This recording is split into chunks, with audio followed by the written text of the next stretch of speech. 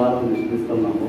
ఉపాధి ఏపీఓ గారికి ఎన్జిఓ గారి తరఫున వాళ్ళు కూడా ఏంటంటే వారం వాళ్ళకున్న ఎలిజిబిలిటీని బట్టి పేమెంట్స్ అయితే జనరేట్ చేస్తున్నారు.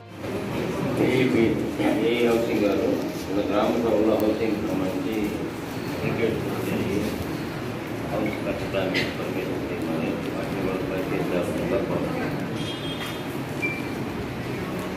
అది పరిశీలించి వాళ్ళ దగ్గర వచ్చిన అర్జీలు ఎవరైతే ఇస్తున్నారో వాళ్ళందరి దగ్గర కూడా సరైన డేటా తీసుకొనేసి, అంటే వాళ్ళ భార్యాభర్తల ఆధారు, పాత రేషన్ కార్డు నంబర్ జెరాక్స్లు, బ్యాంక్ అకౌంట్ జెరాక్స్ అన్నీ తీసుకొనేసి అంత ఆన్లైన్లో వెరిఫై చేసిన తర్వాత ఎవరెవరికైతే ఎలిజిబిలిటీ ఉన్నదో ఎలిజిబిలిటీ ప్రకారం వాళ్ళందరికీ తెలియజేసి, ఇన్ఎలిజిబిలిటీ ఉన్న వాళ్ళకి అప్పుడే చెప్పేస్తాము. సార్ దగ్గర అప్లికేషన్స్ తీసుకున్న తర్వాత ఎలిజిబిలిటీ ఉన్న వాళ్ళందరినీ కూడా మన దగ్గర డేటా ఎక్సెల్ షీట్లో రెడీగా పెట్టుకుంటే మన ప్రభుత్వం నుండి ఆదేశాలు వచ్చింది కల్పించడం జరుగుతూ ఉంటుంది.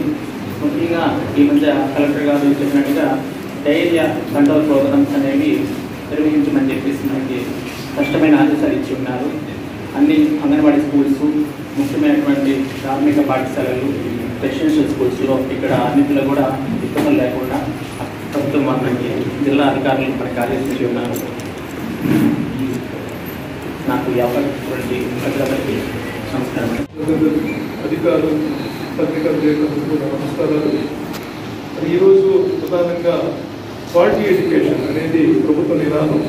అందులో భాగంగా మన మండలానికి దాదాపు 34 IFPs ఇంటరాక్టివ్ ట్రావెల్ బోర్డ్స్ని ఏర్పాటు చేయడం జరిగింది. తద్వారా ఉపాధ్యాయులు తాము చెప్పాలనుకున్నటువంటి అంశాన్ని ఆడియో, వీడియో రూపంలో విద్యార్థులకు తెలియజేయడం ద్వారా మరి విద్యార్థులు వాటిని ఎక్కువ రోజులు మనలో పెట్టుకోవడానికి, వాళ్ళు కాన్ఫిడెన్స్ ఏర్పడేదానికి దోహదపడుతుంది. అదేవిధంగా 8వ తరగతి విద్యార్థులకు ట్యాబ్లు పంపిణీ కార్యక్రమం దాదాపు మండలంలో ఉన్నటువంటి 247 మందికి విద్యార్థులకు ట్యాబ్స్ పంపిణీ చేయడం జరిగింది. అది వారు తమ పాఠ్యాంశాలకి అనుబంధంగా వాటిని వినియోగించుకోవడం జరుగుతుంది. అదేవిధంగా పాఠ్యాంశాల్లో తమకు ఏదైనా సందేహాలు ఉన్నట్లప్పుడు వాటిని ఆ స్కాన్ చేయడం ద్వారా వాటికి సంబంధించినటువంటి అదనపు సమాచారాన్ని తెలుసుకోవడం జరుగుతుంది. అదేవిధంగా మన మండలానికి ఈ సంవత్సరం PM Shri prime minister schools for rising India అనేటువంటి పథకంలో భాగంగా మన వాకాడ్లోని రెసిడెన్షియల్ స్కూల్ సెలెక్ట్ అయ్యింది. మరి అక్కడ ఇన్ఫ్రాస్ట్రక్చర్తో పాటు అక్కడ ఇంటిగ్రేటెడ్ ల్యాబ్స్ కానివ్వండి, అదేవిధంగా వొకేషనల్ ఎడ్యుకేషన్ కానివ్వండి, వీటన్నిటికి కూడా ప్రభుత్వం ప్రణాళికలు రూపొందించి భవిష్యత్తులో దానికి కావాల్సినటువంటి నిధులు ఏర్పాటు చేయబోతుంది. మరి ఇది ప్రధానమైనటువంటి అంశాలు. ఇక ప్రభుత్వం ఈసారి అమ్మఒడి పథకానికి హాజరు నిర్దేశించడం జరిగింది. నేను అందుకని ఇక్కడ ఉన్నటువంటి ప్రజాప్రతినిధులకి అదేవిధంగా అధికారులకి చెప్పడం జరుగుతుంది. వారు తమ విధుల్లో భాగంగా సందర్శించినప్పుడు మరి మేము చెప్పినప్పుడైతే వాళ్ళు పెద్దగా రెస్పాండ్ కావడం లేదు. మరి అధికారులు మీకు తక్షణ సంబంధాలు ఉంటాయి కాబట్టి పిల్లల్ని రెగ్యులర్గా పాఠశాల పంపించాలనేది వాళ్ళు కూడా మీ యొక్క సందేశంగా తెలియజేయాలని కోరుకుంటూ నమస్కారాలు తెలియజేసుకుంటాం. కాబట్టి ప్రతి ఒక్కరూ ఈ ఉపాధి హామీ పథకం నుంచి దాని నుండి పనులు, కొత్త పనులు గుర్తించి వాటిని ఎస్టిమేషన్ వేయించుకొని ఒక ఫైనాన్స్ ఇయర్లో ఒక కుటుంబానికి 25,000-30,000 దాకా లబ్ధి పొందేదానికి ఇది ఉపయోగపడుతుంది. ప్రతి పేదవాడికి దోహదపడుతుంది.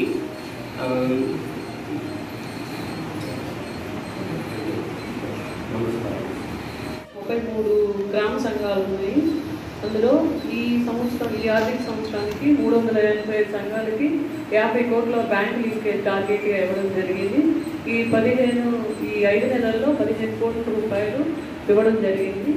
శ్రీనిధి రుణాలను ఒక సంఘానికి 5 లక్షల రూపాయలు ఇస్తారు. కానీ మనకు ఎలిజిబిలిటీ లేనందున ఈ సంవత్సరం టార్గెట్ ఇవ్వలేకపోయాము. ఒక క్లారిటీగా వస్తే మనము వాటిని కూడా కంప్లీట్ చేసుకున్నట్టు జరుగుతుంది. అదేవిధంగా మనం ఇక కొత్త గవర్నమెంట్ వచ్చిన తర్వాత 2 కోట్లకి ప్రపోజల్ అడగడం జరిగింది.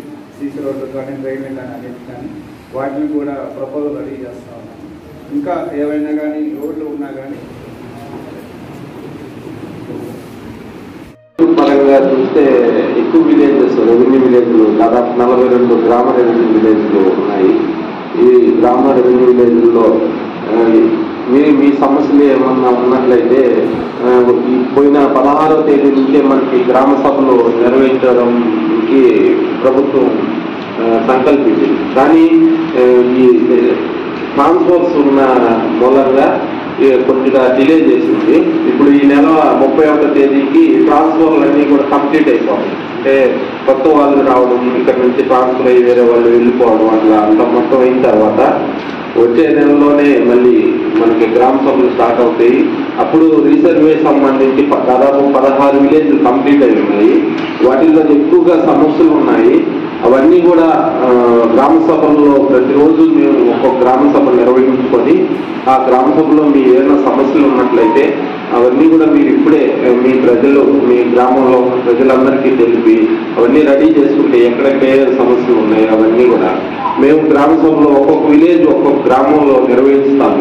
40 రోజుల పాటు జరుగుతుంది.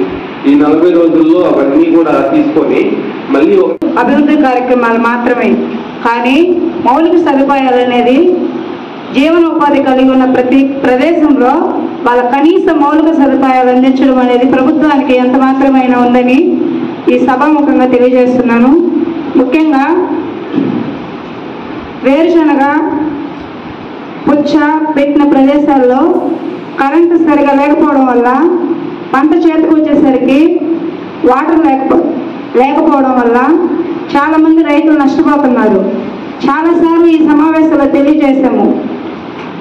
ట్రాన్స్ఫార్మర్స్ తక్కువ వోల్టేజ్తో ఉండడం వల్ల వ్యవసాయానికి కానివ్వండి, అదేవిధంగా గ్రామాల్లో ఉన్న ప్రజలందరికీ చాలా ఇబ్బంది పడుతున్నారని కనీసం ఇక మీదకైనా పట్టించుకోవాలి.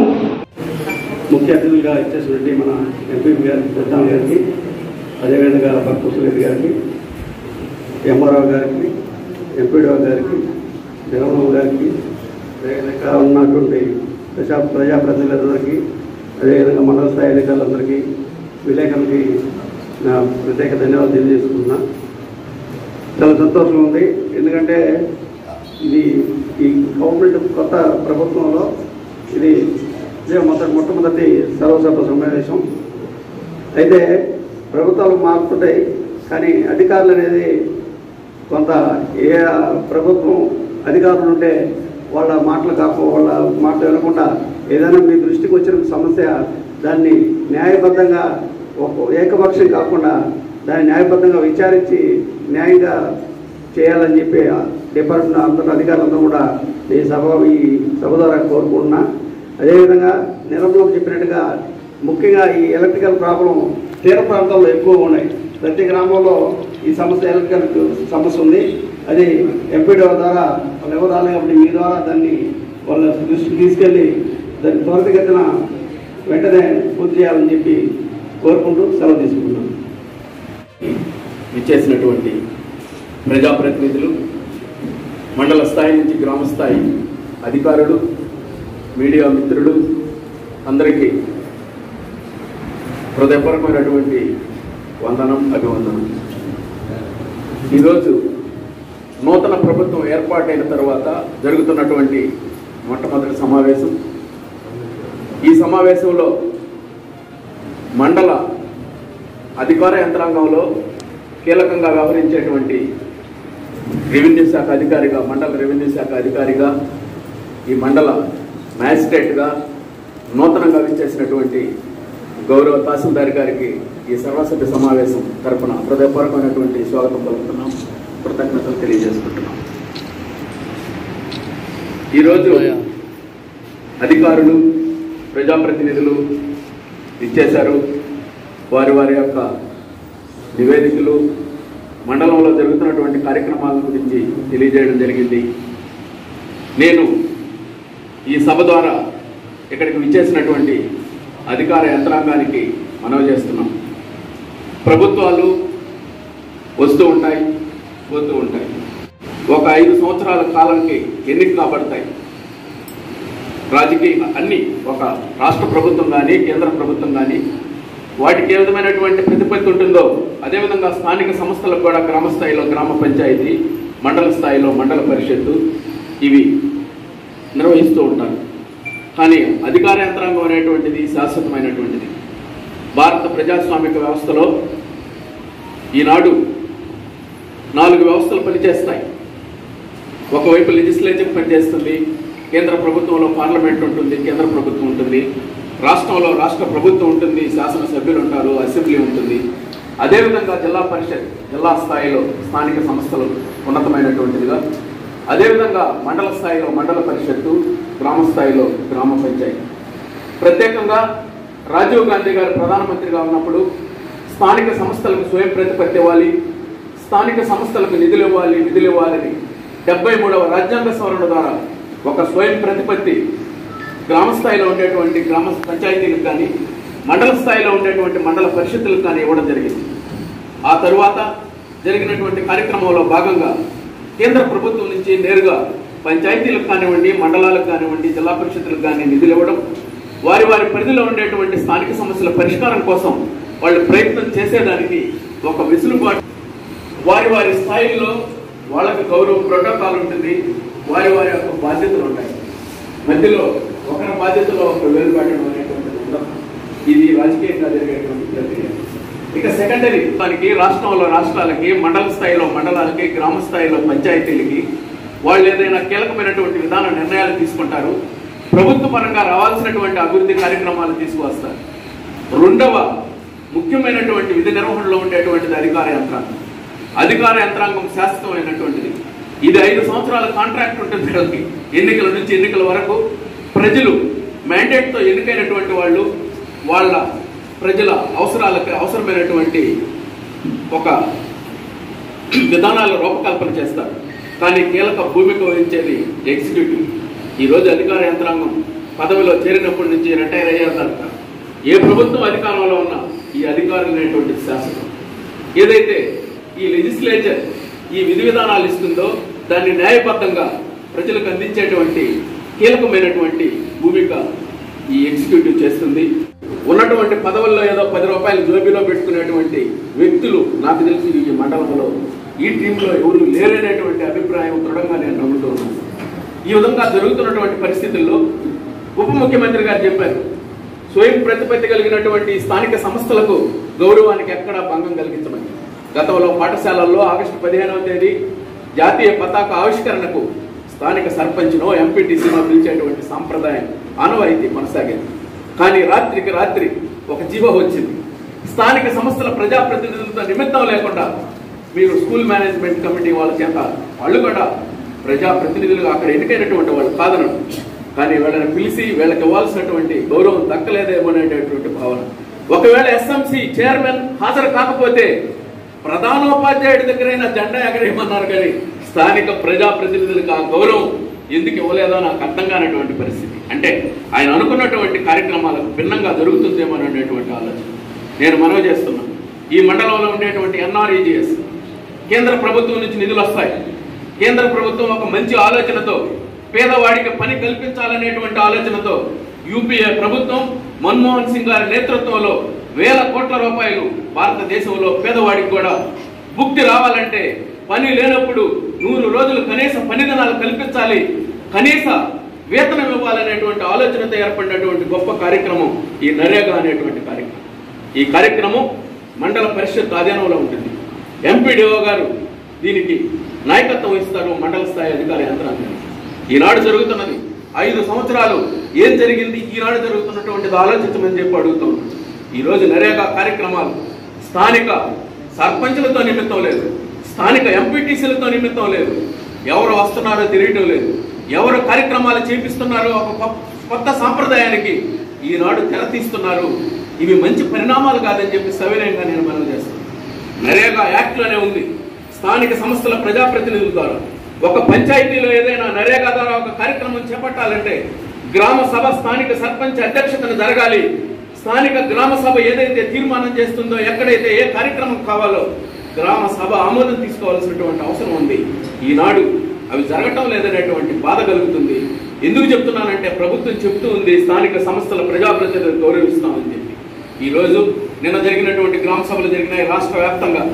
13,600 పార్టీలకు అతీతంగా ఈ మండలంలో ఉండేటువంటి ప్రతి సర్పంచ్ అక్కడ ఎటువంటి ఇబ్బందులు లేకుండా ఈ సమావేశాలు జరిగేదానికి సహకరించాలి. కానీ దీని వెనక కూడా ఒక మతలబు ఉందనేటువంటి ఆలోచన నాకు కలుగుతుంది ఈనాడు నిన్న జరిగినటువంటి పరిస్థితులు చూస్తుంది. స్థానికంగా ఉండేటువంటి ఈ యొక్క గ్రామ సభల ఉద్దేశం, ఆ గ్రామ సభను స్థానిక సర్పంచ్ అధ్యక్షతను ఏర్పాటు చేయడం, ఆ గ్రామంలో ఉండేటువంటి అందరినీ ఆ గ్రామ సభకు పిలవడం, ఆ గ్రామంలో ఉండేటువంటి సమస్యలను ఈ సభ ద్వారా ప్రభుత్వ దృష్టికి తీసుకురావడం. ఈ గ్రామంలో ఎక్కడ సీసీ రోడ్లు లేవు, ఎక్కడ డ్రింకింగ్ వాటర్ ప్రాబ్లం ఉంది, ఎక్కడైతే నరేగా ద్వారా మీరు వచ్చే సంవత్సరం చేయాల్సినటువంటి కార్యక్రమాలను గుర్తించడం, ఇటువంటి ఆలోచన చెప్తున్నారు. కానీ నాకు ముఖ్యంగా నేను ఇక్కడ ఉన్నటువంటి ప్రజాప్రతినిధులకు విజ్ఞప్తి చేస్తున్నా, 2 కార్యక్రమాలు కనపడుతున్నాయి. 2 కోట్ల రూపాయలతో నరేగాలో వచ్చాయి, మంజూరైన కేంద్ర ప్రభుత్వ నిధులు, రాష్ట్ర ప్రభుత్వ నిధులు కూడా న్యాయంగా అయితే స్థానిక సంస్థల ప్రజాప్రతినిధులైనటువంటి సర్పంచ్లు, ఎంపీటీసీల ద్వారా జరగాల్సినటువంటి కార్యక్రమం ఈనాడు ఆ వైపుగా పోవటం లేదు. వాళ్ళు ఒక లిస్టు తయారు చేసుకుని వాటి అప్రూవల్ కావాలంటే గ్రామసభ కావాలి. ఈ సర్పంచ్లు ఇతర పార్టీలకు సంబంధించినటువంటి వాళ్ళు ఉంటారు, వాళ్ళు తీర్మానం ఇస్తారో లేదనేటువంటి ఆలోచన మొదటిది. రెండవది, నరేగాలో కూడా స్థానిక సంస్థల ప్రజాప్రతినిధులకు సంబంధం లేకుండా ఆ గ్రామ స్థాయిలో ఎవరు పడితే వాళ్ళకి కావాల్సినటువంటి కార్యక్రమాలను వాళ్లే ఒక లిస్టు తీసుకొని ఈ నరేగాలో కూడా స్థానిక ప్రజాప్రతినిధులు ప్రమేయం లేకుండా ఒక లిస్టు తీసుకురావడం, ఈ ఎన్ఆర్ఈజీఎస్ ద్వారా డెవలప్మెంట్ ప్రజాప్రతినిధులు విస్మరించేటువంటి కార్యక్రమం ద్వారా ఆ 2 లిస్టులు అప్రూవ్ చేసేదానికి గ్రామ సభలు పెట్టడంలో ప్రధానమైనటువంటి ఉద్దేశంగా నాకైతే ఎందుకో అనుమానం కలుగుతుందని చెప్పి నేను సవినయంగా ఈ సభ దృష్టికి